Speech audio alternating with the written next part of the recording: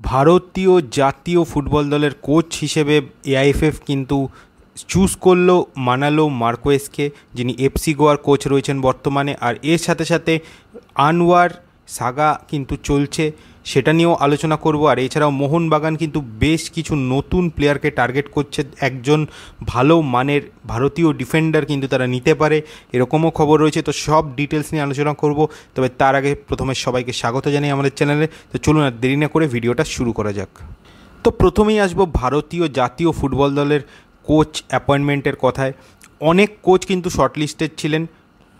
প্রাথমিকভাবে 291টি অ্যাপ্লিকেশন কিন্তু জমা পড়েছিল ভারতীয় জাতীয় ফুটবল দলের কোচ হিসেবে অ্যাপয়েন্টমেন্টের জন্য, এবং তার মধ্যে 150টা কিন্তু সিলেক্ট করা হয়েছিল প্রাথমিকভাবে।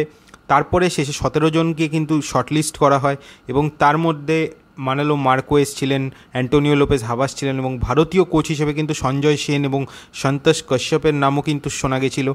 তো সেই জায়গা থেকে শেষ পর্যন্ত কিন্তু অ্যান্টোনিও লোপেজ হাবাস এবং মানালোর মধ্যে থেকে মানালো মার্কোয়েজকে কিন্তু চুজ করা হলো।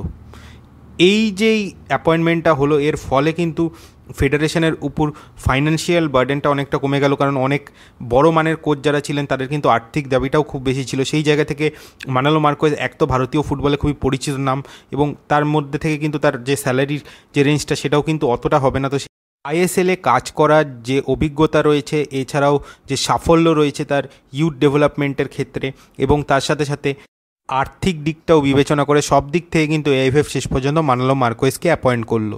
এমনিতেও ইগাস টি ম্যাচের ক্ষেত্রে কিন্তু একটা কম্পেনসেশন নিয়ে সমস্যায় থাকবে এআইএফএফ, তো তার জন্য তারা কিন্তু ভাবনা চিন্তা করে শেষ পর্যন্ত মানালো মার্কোয়েজকে কোচ করলো। কারণ ইগাস টি ম্যাচ একটা ভালো ব্যাকগ্রাউন্ড নিয়ে এসেছিলেন, এবং তার আর্থিক দাবিটাও কিন্তু অনেকটাই বেশি ছিল। সেই জায়গা থেকে এআইএফএফ কিন্তু তার সাফল্য যদি বিচার করে, সেই রকম সাফল্য কিন্তু তিনি ভারতীয় জাতীয় ফুটবল দলকে দিতে পারেননি।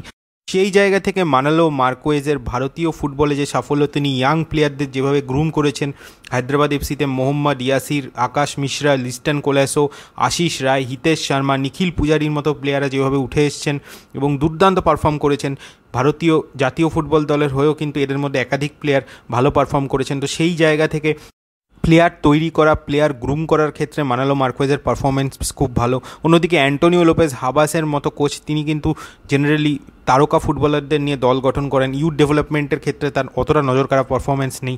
তো সব মিলিয়ে মানালো মার্কোয়েজকে কিন্তু যোগ্য ক্যান্ডিডেট হিসেবে চুজ করলো এআইএফএফ।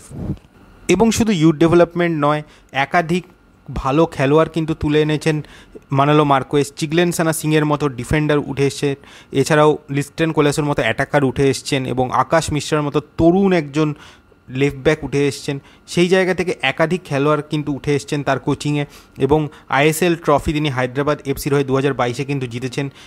এছাড়াও লিগ টেবিলে 2 নম্বরে থেকেছে কিন্তু তার দল হায়দ্রাবাদ এফসি। গতবার তার কোচিংয়ে আইএসএলে কিন্তু 3rd পজিশনে শেষ করেছে এফসি গোয়া। তো সব দিক থেকে দেখতে গেলে তার পারফরমেন্স কিন্তু আইএসএলে যথেষ্ট ভালো, এবং ইয়াংস্টারদের নিয়ে কাজ করে সাফল্য তিনি তুলে এনেছেন, এবং একাধিক ফুটবলারকে তিনি জাতীয় ফুটবল দলের দরজায় কিন্তু পৌঁছে দিয়েছেন। ইউথদের গ্রুম করে খুব সুন্দরভাবে কিন্তু তিনি কাজ করতে পারেন। তো সেটা কিন্তু তার জন্য অবশ্যই একটা বড় সুবিধা হবে ভারতীয় জাতীয় ফুটবল দলে। এবং স্পেনেও একাধিক ক্লাবে কিন্তু তিনি কোচিং করিয়েছেন, youth, grassroots, 3rd division, 2nd division, এছাড়াও লাস পামাস লা লিগার ক্লাব, সেখানেও কিন্তু কোচিং করিয়েছেন তিনি। মানালো মার্কোয়েজের সাথে কিন্তু সম্ভবত 3 বছরের কন্ট্রাক্ট হচ্ছে ভারতীয় ফুটবল ফেডারেশনের এআইএফএফের সাথে। আর মানালো মার্কোয়েজ কিন্তু এফসি গোয়ার কোচ থাকবেন মে 31, 2025 অবধি, মানে কারেন্ট যে সিজন শুরু হচ্ছে সেই সিজনে কিন্তু এফসি গোয়ার কোচের সাথে সাথে ভারতীয় জাতীয় ফুটবল দলের কোচ হিসাবে তিনি থাকবেন, এবং মে 31, 2025-এর পরে তিনি কিন্তু ভারতীয় জাতীয় ফুটবল দলের কোচ হবেন ফুল টাইম বেসিসে।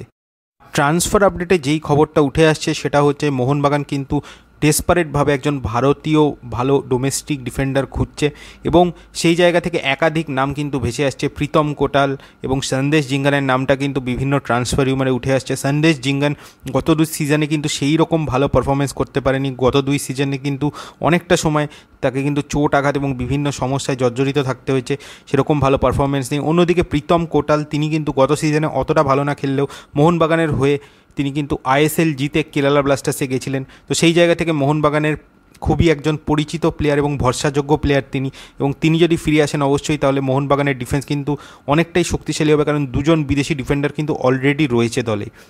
আর কেরালা ব্লাস্টার্সের সাথে মোহনবাগান কিন্তু একটা সোয়াপ ডিল করতে পারে কোনো প্লেয়ারের ক্ষেত্রে। এখন সেই প্লেয়ারটা কে হবেন দু তরফের সেটা কিন্তু এখনও জানা যায়নি। প্রীতম কোটাল বা হর্মিপামকে কিন্তু টার্গেট করতে পারে মোহনবাগান, এরকম একটা বড় সম্ভাবনা রয়েছে সোয়াপ ডিলের ক্ষেত্রে। সেক্ষেত্রে মোহনবাগানের তরফে কাকে সোয়াপ ডিলে ইনক্লুড করা হবে সেটাই কিন্তু দেখার, কারণ মোহনবাগানে কিন্তু মিডফিল্ডে একাধিক প্লেয়ার রয়েছেন যাদেরকে সোয়াপ ডিলে ইনক্লুড করা যেতে পারে।